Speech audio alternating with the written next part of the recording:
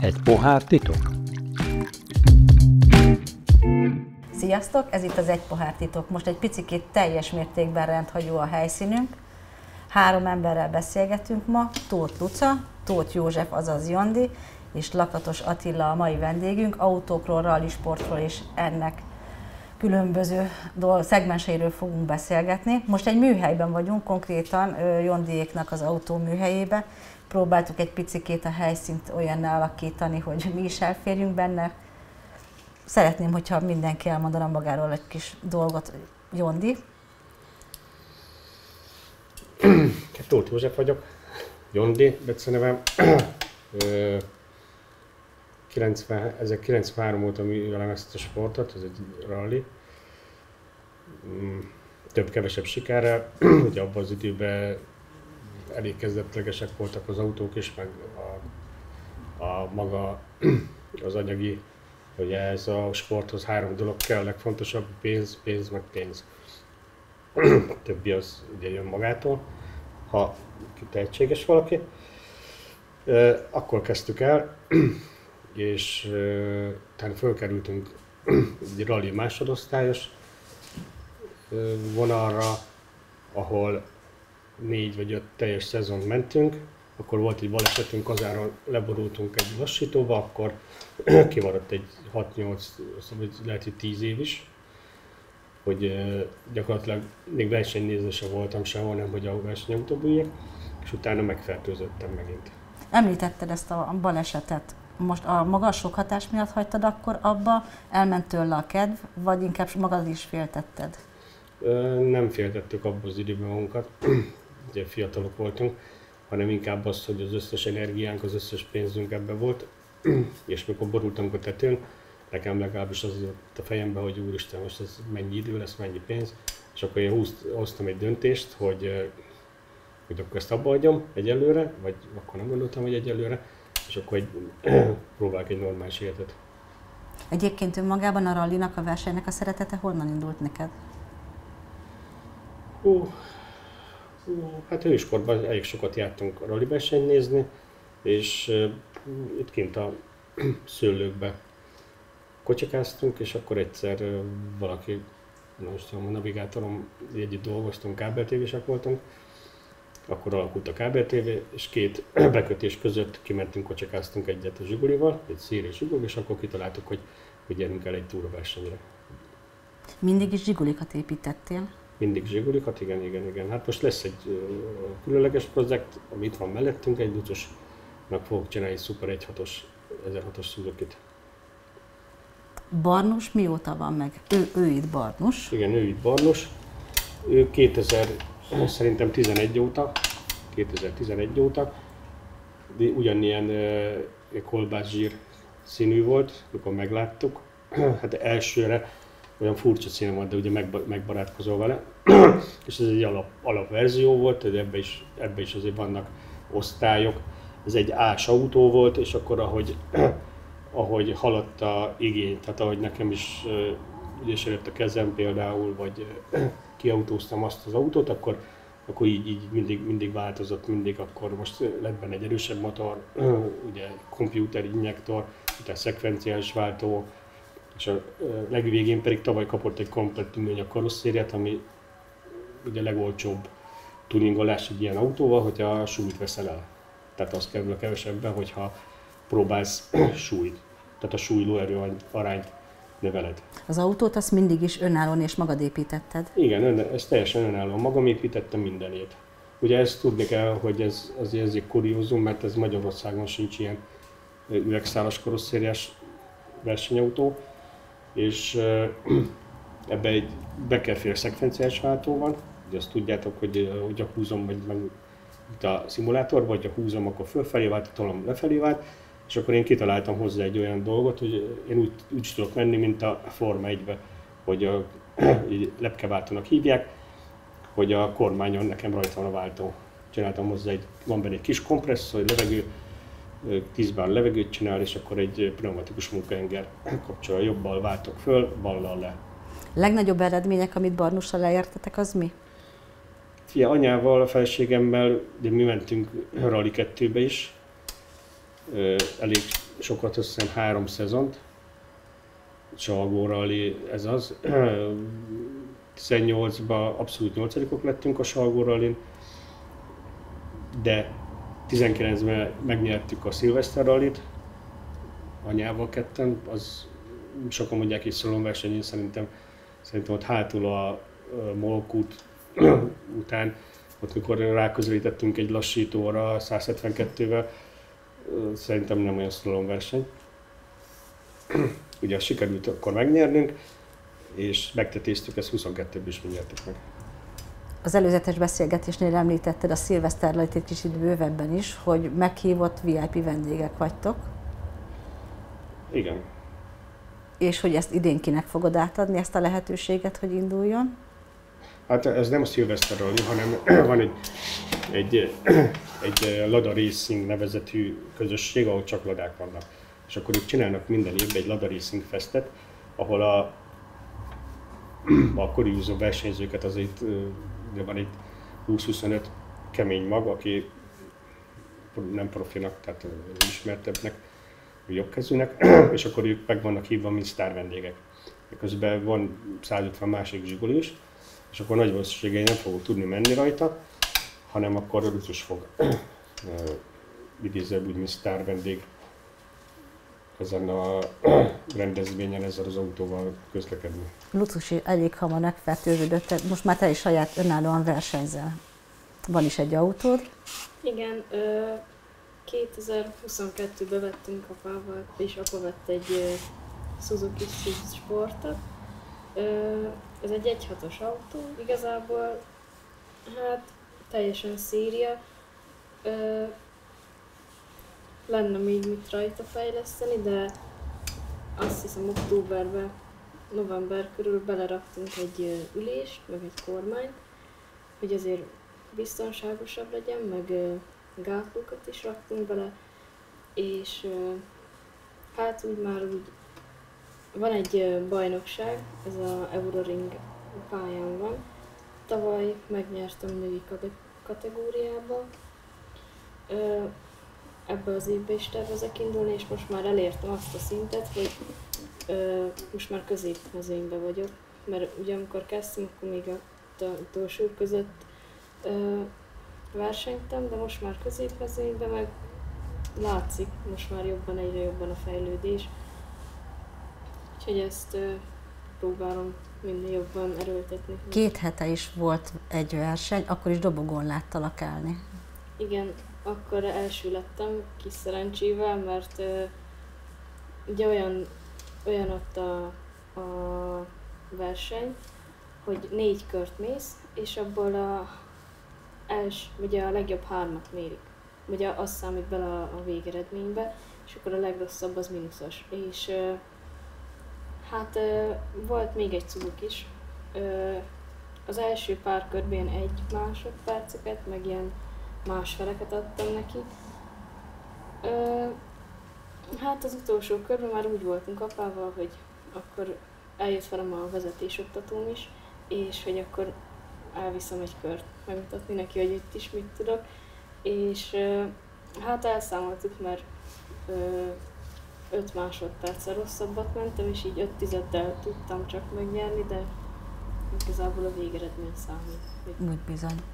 Apaként a büszkeség, a féltés, melyik az erőteljesebb, amikor Ruta benne ül az autóban? Igazából a büszkeség, mert az utolsó 2-3-ban nem tudtam már beleülni.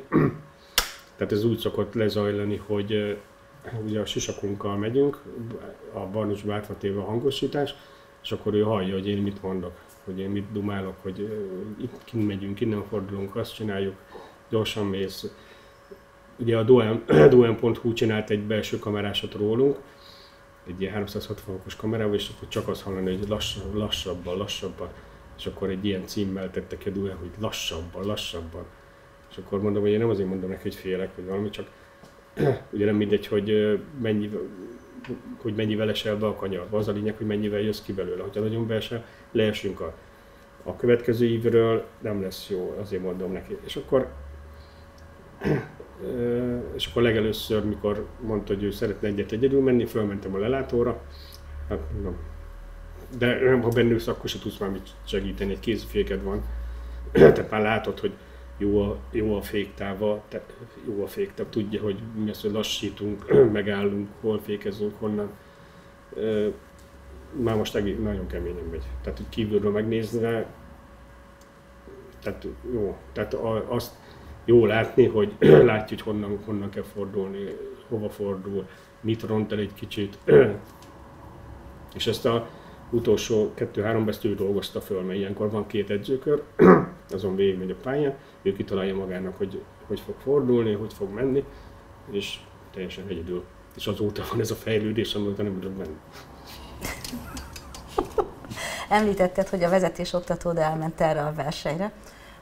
Picit megmosolyogott, ugye, amikor beszélgettünk előtte erről, ugye most a jogosítvány megszerzésére készülsz és forgalmi vizsgára mész, hogy azért ez egy picikét vicces volt, nem, hogy az oktató beül melléd, most azon kívül, hogy a kressz és a forgalom, de mit tud neked mutatni? Hát megmutatta nekem nyilván azt, hogy nem kicsit finomabban kell kezelni a közúton az autót, kicsit lassabban kell menni nyilván, meg hát egy indexet, lámpákat is kéne néha használni, nem lenne baj, és még igazából az, hogy nem minden az, hogy gyorsan megyünk, meg kitapossuk a szerencsétlen autónak a belét, kicsit kíméletesebben kell menni, meg az, hogy mások is vannak rajtam kívül. Mert ugye amikor a versenypályán megyek, akkor csak én vagyok, nem kell másokra figyelnem. De hogyha kimegyek a közútra, akkor azért ott nem csak magamtól függök. Vezetéstechnikából te tudsz neki valamit tanítani?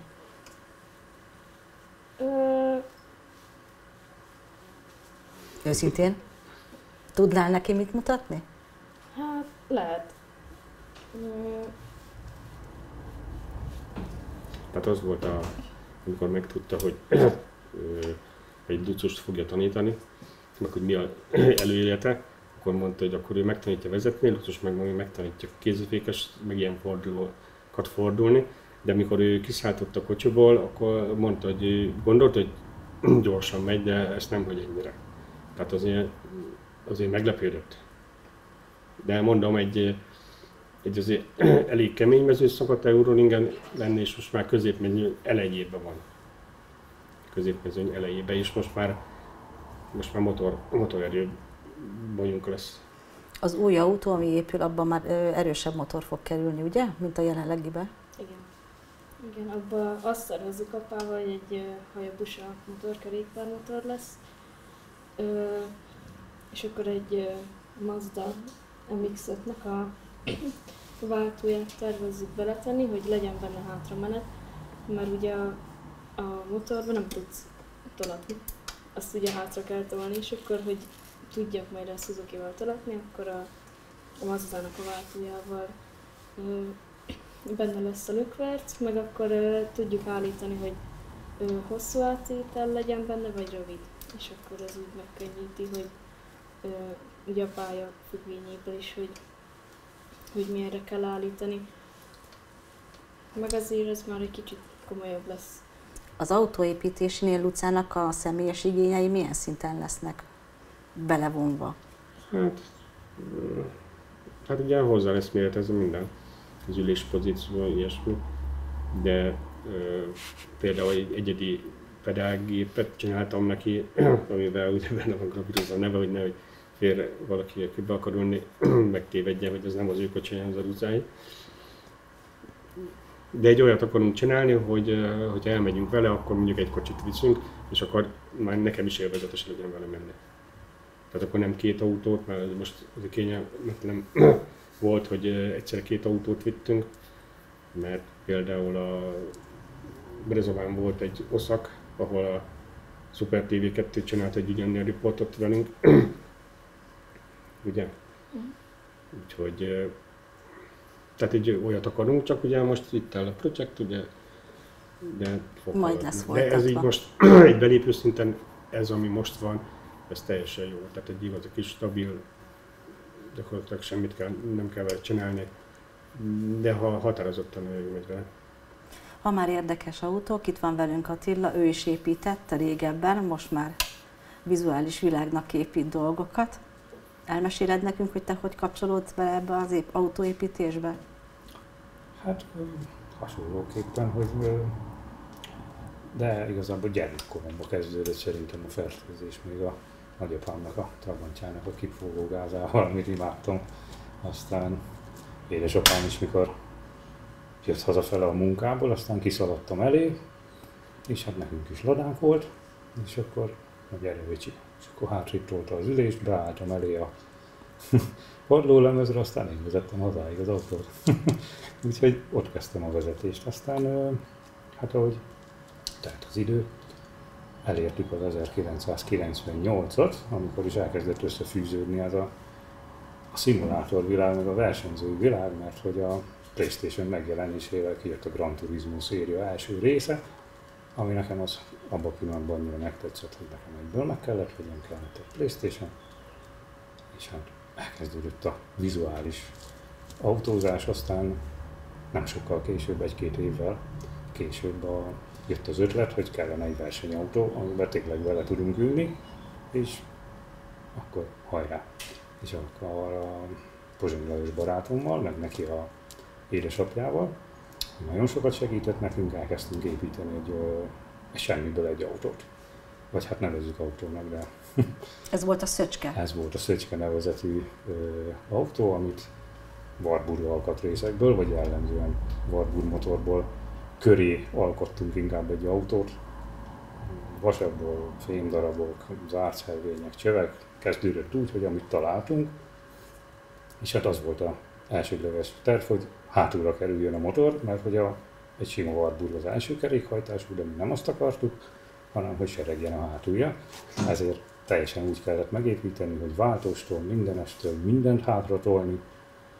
Két személyesre csináltuk, hogy fun legyen, mert hogy úgy a buli, és akkor egy-két év úgy eltelt, aztán hát akkor menjünk már el, mert vannak hogy amatőr versenyek, aztán nézzük meg, hogy igazából abból is mit lehet csinálni. És sok éven keresztül eljárogattunk, fejleszgettük az autót,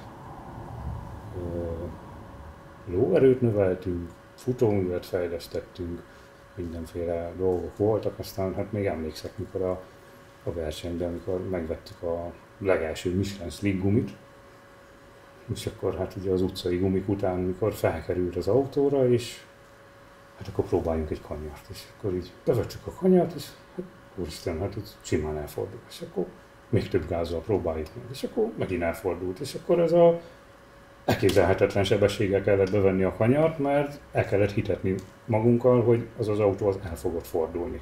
Ma nem hittük el, és tényleg elfordult. És aztán jártuk a versenyeket, volt, hogy Jondival is összefutottunk, éppen volt olyan versenyünk, de hát azért mi határozottan amatőr szériába mentünk, voltak sikereink, mi is nyertünk kupákat, volt, hogy egymás ellen versenyeztünk a Szuszival. Igen, neki is lett egy autó építve, aztán még utána még egy autó lett építve, úgyhogy így voltak ilyen kísérletek.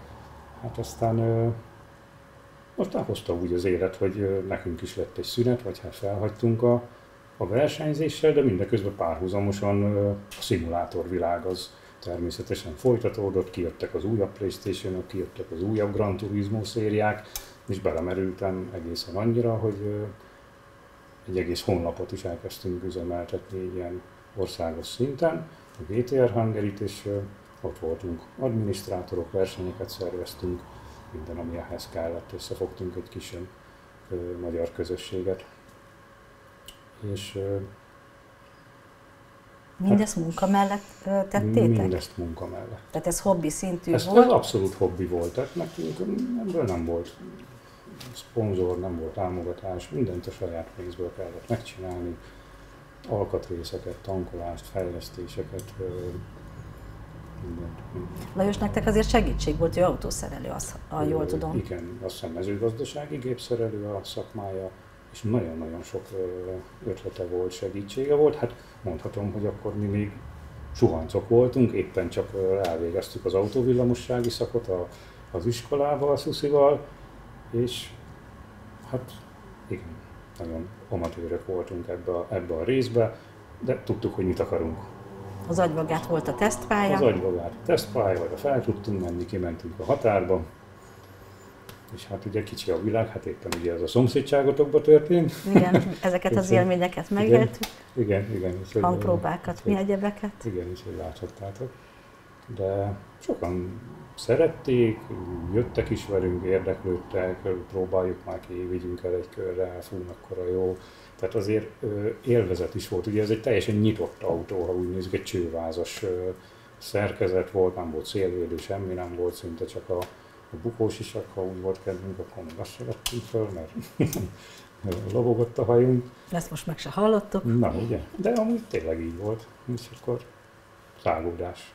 A szimulátorok világa azért egy biztonságosabb bent a szobában. Igen, az meg egy másik történet lett, ugye folytatódott aztán azzal, hogy versenyeztünk, és hát egyszer csak jött egy ötlet, hogy mi lenne, hogyha érezném azt, hogy mit csinál az autó a szimulátorban. Már hogy csak ülök egy kagylóülésbe, ami pontosan az a kagylóülés, amit a versenyautómból megmentettem, úgyhogy abban versenyezgettem, azt építettem vissza most a szimulátorba is. És hát akkor kellenének motorok, meg valamit ki kéne találni, hogy ez hogy mozdul meg alattam, és akkor mindenféle terveket szőttem, meg ötleteltem hónapokon keresztül, hogy mit lehetne csinálni, rengeteg prototípus verziót csináltam, hogy elkezdjen mozogni, milyen motorok kellenek, milyen elektronikák kellenek, és akkor egyszer csak hát az volt, hogy jó, akkor fából, meg amit találtam otthon, elkezdtem építgetni. És megmozdult. És bizony úgy volt, hogy ültem kint a garázsba, ültem egy fakupacnak a tetején, mellettem egy számítógép, és akkor nem a játék futott, hanem még csak egy egérrel elkezdtem irányítgatni a motorokat. És hát bizony jártam úgy, hogy akkor áthúztam az egéren, hogy az egész szerkezet felborított, mert még nem voltak határok, nem volt beállítva semmi, azt én meg repültem a betonra. De hát ugye ezeket finomítgatni kellett, és minden olyan dolgot helyre tenni, és aztán jött a fémváz, még tovább fejlesztettem, még tovább csiszoltam. Már most egy nagyon kiforrott konstrukció van. Ez már most a hanyadik változat? Ez a 14-nek mondható, és a végleges verzió, ami nagyon sok teszten keresztül átesett, és teljesen strapabíróvá vált. Bevált modell, és mindenkinek tetszik. Eddig úgy vettem észre, hogy mindenki úgy ül bele, meg úgy próbálja ki, hogy ott van a mosoly az arcukon is. Említetted, hogy a váltót és ezeket is te készíted 3D és nyomtatóval. akkor kiegészítőket is tervezek mostanság már hozzá, ezeket is a elektronikát én csinálom, meg a játékvezérlőt és magát a szerkezetet is 3D nyomtatással, technológiával csinálom meg. Kéziféket, váltót, kijelzőtartókat, egyéb alkatrészeket is. Azok még most prototípus állapotban vannak. Ezek még igen, most kísérleti fázisban vannak, de hát a 3D nyomtatásnak nem nagyon vannak határai, úgyhogy bizakodom benne, hogy a szoftver része az egy régi játék. A szoftver részét igen, fölélesztették a Richard Burns Rally-t újra, ez a Rally Sims Fan oldalon is megtalálható játék. Egy nagyon valóságos játék, de ezt kiemelném, igen, hogy a többihez képest inkább azt mondom, hogy egy Dirt 2 vagy egy egyéb rallis játék az még inkább játék kategória, ami valahol a szimuláció és a játék határán mozog, amit nagyon jól lehet élvezni, nagyon jó sebességérzete van, jó irányíthatóak az autók. A Richard Burns Rally-t azt úgy csinálták meg, mert hogy ez egy 2006-2008 környéki játékról beszélünk, ami újra elővettek, hogy ott bizony vezetni kell. Tehát nehéz egy szimulátorban megállja a helyét. Egy játékhoz képest tényleg azt csinálja az autó, meg azt kell kezelni, hogy ott meg kell fogni. Ott adagolni kell, a gáz nem lehet beleállni, mert egyből elrepül az autó. És nagyon sok játékot támogat, köztük ezt is, és hát korlátlan lehetőségek vannak. Mindenféle mozgást támogat. Milyen korosztályban terjedt el ez a játék? Kik a felvevő piac erre? Én a tapasztalataim alapján a 20 és 65 év közötti korosztályt látom azt, hogy nagyon sokan játszanak ezekkel a játékokkal.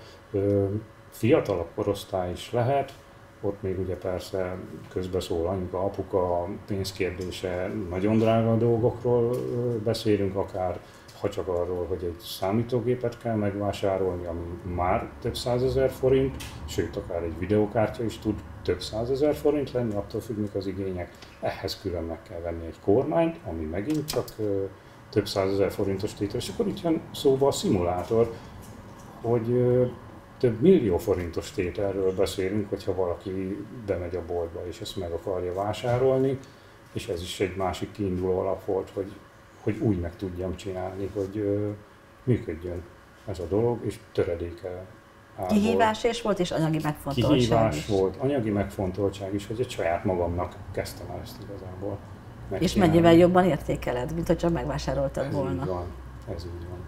Igen. Tehát abszolút egy büszkén mondhatom, hogy sikerült. Felvétel előtt Luca is, meg Józsi is kipróbálta ezt a szimulátort, és hogy pont beszéltük, hogy a vezetési tapasztalat, a pálya, és mégis teljesen más érzetet ad, mikor egy szimulátorba beleülsz, mint mikor a valóságban vezetsz. Hogy rendkívül élethű, visszaadja az élményt, hiszen ugye maga a mozgás mi egyebek, de mégis teljesen más élményt ad egy szimulátornak a vezetése, mint a valós életben vezetni. Igen, tehát ugye ezt nagyon nehéz így, hogy egy álló helyzetben lévő valami, ami csak egy monitor van, ezt így lekezelni, de hát a nagy csapatok, a hivatalos versenyzők, a Forma 1-esek is szimulátorba tesztelnek. Tehát végül is megállja a helyét azzal, hogy meg tudják csinálni, hogy annyira hasonlít, hiszen kicsit más téma, de egy repülőgéppilóta is bizony szimulátoron gyakorol, nem pedig egyből élesbe, és egy olyan szimulátoron is, hogyha begyakorolják, akkor fel tudnak szállni egy igazi géppel is. Arról is beszélgettünk, hogy egy-egy versenyt lemodelleznek. Ugye ez van egy technikai háttér, amit beszéltünk, hogy egy nagyon-nagyon költséges technikai háttér, viszont ha a szimulátorban be van töltve, a versenyző végigmegy, és elmegy egy adott országból, sose járt, és lemegy a pályára, neki ez mégis ismerős, hiszen utolsó buckáig, kavicsig visszaadja. Igen. A mai modern játékokat egy lézerszkennerős technológiával csinálják, és a pályának a nyomvonala milliméter pontossággal ugyanazt a felületet, ugyanazokat a bukkanókat, rázóköveket, mindent úgy ad vissza, és ha a játékba is felmegyünk nyilván ezzel a szimulátorral a pályára, akkor a motorok úgy adják vissza a buckákat, hogyha egy picike kavicson is átmegyünk, vagy egy apró huppanón, ez már abban a pillanatban mozdul alattunk. Tehát még a rázókőnek a hézagjait is érezni, mindent, amit a lézer beszkennelt. Ezt használják a magyarországi rallipályákhoz, vagy ez azért egy költséges dolog lenne, és ezek így nincsenek felmérve? Persze, hogy használják, mert én például most a Tardosbányi Bikópusztai gyorsaságig mentem. Először egy Peugeot-val próbálkoztam, ugye? Igen. Azt, amikor teljesen összetörtem, utána egy Skoda Fabiával, ugye azt is összetörtem. De nagyon régen mentem rajta, de úgy beugrottak a dolgok. De nem oda estem be most a szimulátorra, mint annak idején a éles versenyautóval, tehát ennyi különbség volt közt. A szimulátornál is ugye hallottuk folyamatosan az instrukciókat, hogy mit kellene tenni, és akkor épp beszéltük, hogy mekkora bizalom, amikor beül melléd valaki. Hogy itt a szimulátornál jó, hogy mondtak, közben nézted a pályát, nézted a jeleket, viszont élőben, mikor melletted ülnek, hogy a bizalom, és akkor te teljes mértékben rá is hagyatkozol arra az ember, aki melletted ül az autóba. És gondolkozás nélkül elfogadod, amit mond, és az instrukcióit végrehajtod. Hát igen, akkor vagy eredményes. Tehát, hogyha nem hiszed el, nem úgy mész, tehát nem vizuálisan mész. Ha vizuálisan mész, nem hiszed el, akkor benne vagy a középmezőnyben, esetleg meg a végén. Tehát itt ez úgy működik, például egy ilyen pályabejárásnál, hogy anyával is sokat csináltunk, hogy végigulunk a pályán, először lassan, és akkor én diktálom, ő írja a spirálfüzetbe, hogy én mit akarok majd visszahallani. Utána még egyszer megyünk, akkor megint helyesbítünk rajta, hogy ez nem 150, ez inkább legyen bal 2, de ez már rutinból megy, hogy ugye akkor inkább írjunk majd a bal 3-at, meg tudod, akkor Én már tudom, hogy oda beesünk, mit tudom, hogy 140-nel, és akkor már nem ugyanaz a kanyar. Csak harmadszorra már, akkor másodszorra már ő mondja, a harmadszorra is, és akkor mit tudom, 4-5-ször végigmenjünk, és akkor ezt ő mondja nekem. Például egy teljesen marha egyszerű dolog, nagyon nehéz leküzdeni ezt a jobb oldalon menetet. Tehát ugye meg van szokva mindenkinek, hogy mi jobb oldalon közlekedünk. De ott az egész pálya miénk. Ezek a közúton mennek, és akkor látod a felőzővonalat, azt akkor jobb oldalon mész, de nem ott kell menned, hogyha van egy jobbos kanyar, jobb oldalon, bal oldalon. És akkor például ilyenek vannak felírva, hogy mit tudom, 200 a balon, és akkor én tudom, hogy a bal oldalon kell helyezkedni. Meg ilyen nyulanszok, például a Szilveszter Rally 19-ben nagyon sokat olyat írtunk oda, hogy azért oda bent a szervizutakon is ment, ekkora patkák mindenhol, és amikor odaérsz, akkor úgy megijedsz, hogy mindenhol patka, és megnéztem az előző évi belsőt, mert az is rajta volt, azt akkor szépen végigdöcögsz rajta, tehát már úgy visszanézve, és akkor oda bele volt bizony írva, hogy itt a bal kettő patkázó, bátor. És akkor már tudod, már egyből beugrott az egész szitu, hogy oké, teli van patkával, de ott az elfér, az tud menni. De milyen jó szó erre, hogy bátor? Ez azt jelenti, hogy akkor mennyi Kicsit egész bátor, de volt olyan is, hogy kicsit bátor, de szigorú, azt akkor az mit jelent? Hát az kicsit bátor, de észre. De ugye volt, hogy a ringbelsőn volt pont ez a kicsit bátor, szigorú, rászóltunk egy olajfolyásra, és akkor elcsúsztunk, neki mentünk egy korlátnak jobb hátuljával, én azt hittem, hogy defektünk van. Ugye belsőkor már mondom, hogy szerintem defektünk van, de ugye még a fele pályának hátra volt, akkor mentünk ki a célegyenes végén. Ugye mi visszafelé mentünk a ringen, még akkor értünk rá, tehát 3-4, de hátra volt, aztán elértünk a következő lassítózót, megrángattam, meg csináltam egy féktávot, mondom, oké, megállasztok volna, ha mentünk tovább. Én úgy gondoltam, hogy nem maradt hátulja neki. Tehát akkor nem állunk meg kiszállunk így is, ezért vesztettünk sokat. De teljes mértékben rá kell hangolódni, össze kell csiszolni, el kell higgyed, amit mond. Ti ezt igazi nagy családi csapatmunkába végzitek ezt az egész tevékenységet, de mi nem csak, ugye, mint melletted volt már navigátor, ő az élelmezési menedzseretek. Éjszakába sütünk, reggel kelünk, indulunk. Hát figyelj, ez egy ilyet lemenedzselni, azért nem egyszerű, főleg már a végén rally első osztályba mentünk, és akkor ugye kemény ott kell lenni 3-4 nap, oda már 3-4 szerelővel kell menni, mert tankolózónák vannak, ugye nem te tankolsz, hanem már mint a Forma 1-be, vagy beöltözve, és ez mind személyzet, tehát 3-4 napig ott a szállás, a kaja, teljes mértékben családi élményként hát élitek meg a barátok nagyon kellenek. Láttam egy naptár fotó volt, azt hiszem, és pont ott is úgy voltak tök szépen felét, hogy az egész család rajta volt azon a képen. Tehát máshol is úgy tekintenetek rátok, hogy nem csak te, mint versenyző, vagy mint most Luca, mint versenyző, hanem Timi is benne ebbe a csapatba, és így egy egész, így tudjátok összeadni ezt az egész csapatot. Így, mert ő ugye belekerült a mélyvízbe, mert 18-ban ugye valamiért nem tudott beülni, akivel mentem volna, és akkor mondtam, hogy akkor jöjjön. Kérdése volt. Aha. Előtte már ilyen sprinteken mentünk, én oroszlánon, én nem is tudom már, hogy 10 éve megyünk lábatlanon. Hát mondom, anya, figyelj, megnyerni nem akarjuk, de minimum 4 olyan fotónk van, ahol célba értünk, hogy a Salgótarján főtéren, a céldobogon ott állunk a kocson. Most érted, hogyha nem nyersz, mondjuk nem azért mész, hogy megnyerjed, és akkor keresel valami teljesen ismeretlent, mert ugye vannak ilyen beúrós navigátorok, az 5 év múlva, 10 év, azt tudom, hogy hívják. Így meg ilyen dobogók. Meg hát ezt együtt éltétek meg. Így van.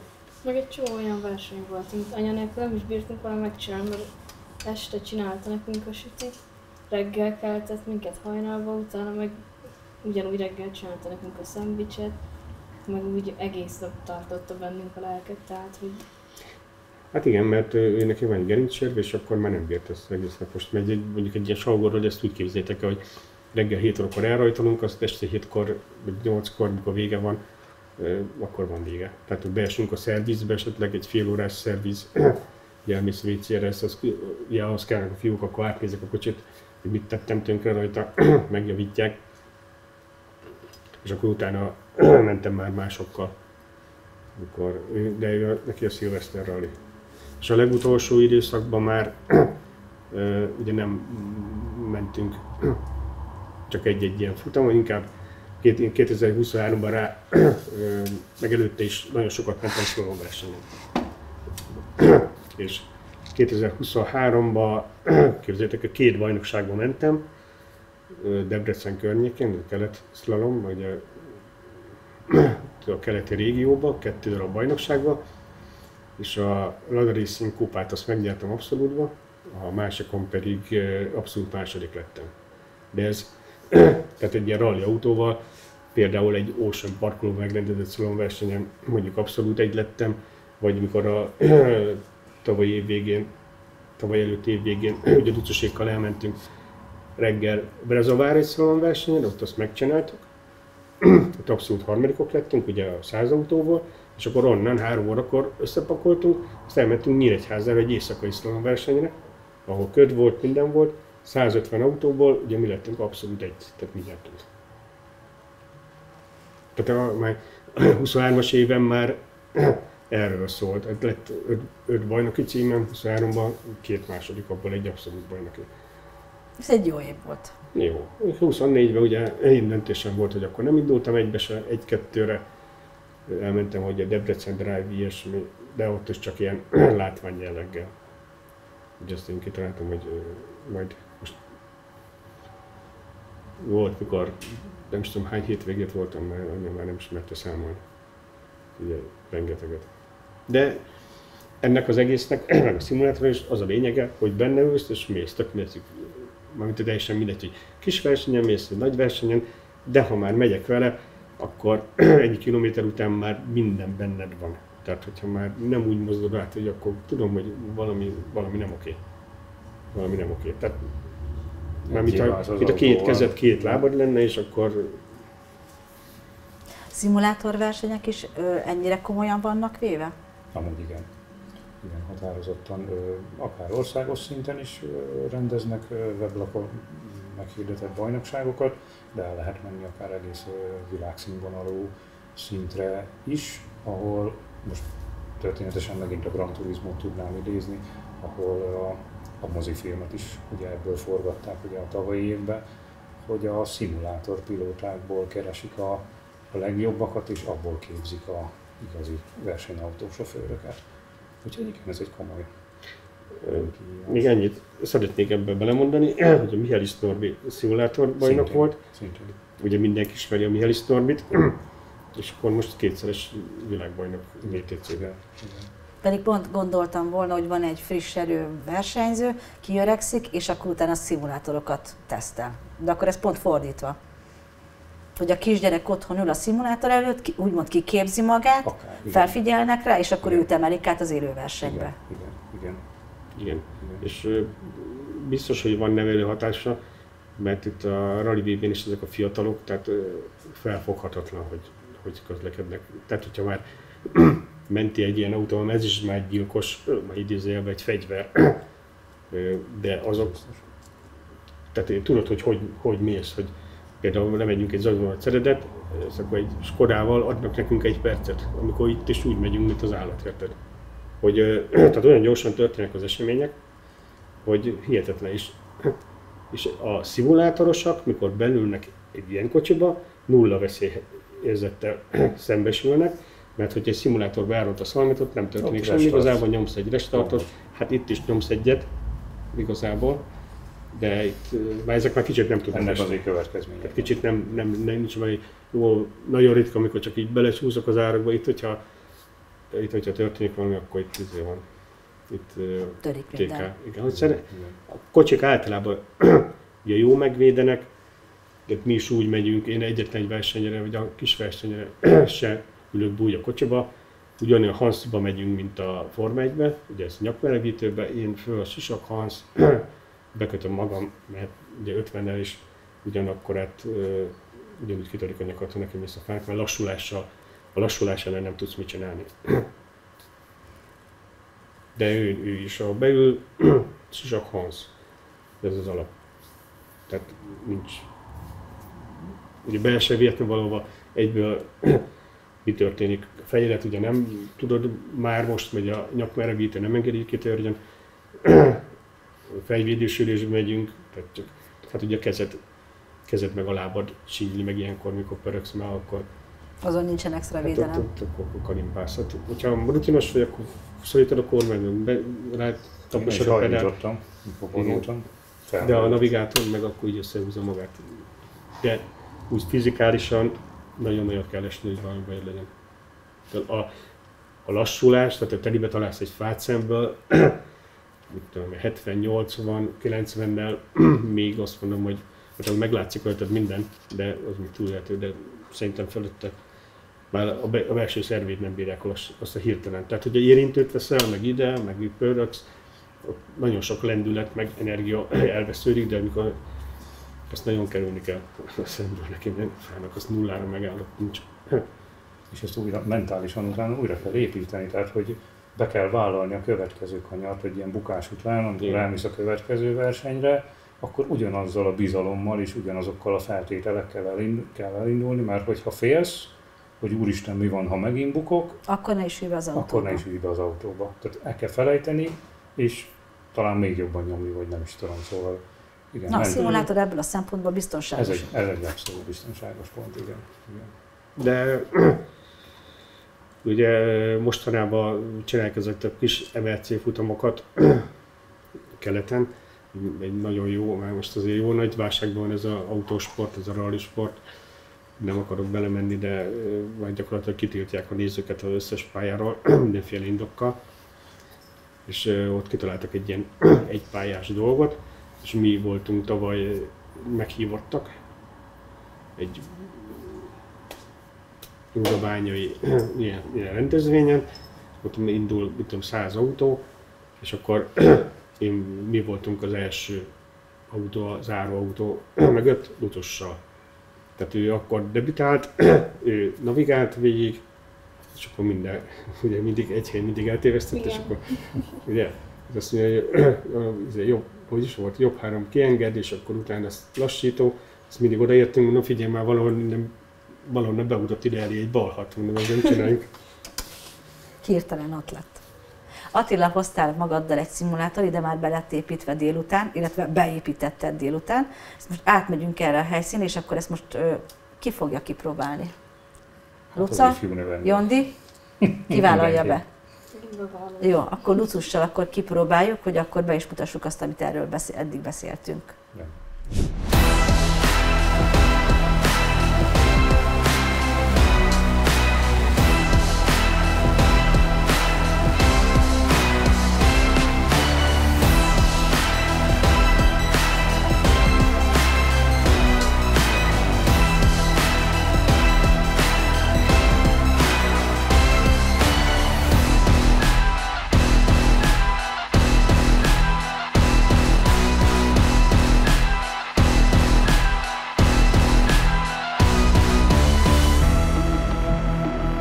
Köszönöm nagyon szépen, hogy itt voltatok velem, és akkor ezekről most tudtunk beszélgetni. Köszönjük a vendéglátást a műhelybe. Ez volt most az Egy pohár titok az autók bűvkölyében. Köszönjük, hogy velünk voltatok. Sziasztok! Sziasztok! A titok volt.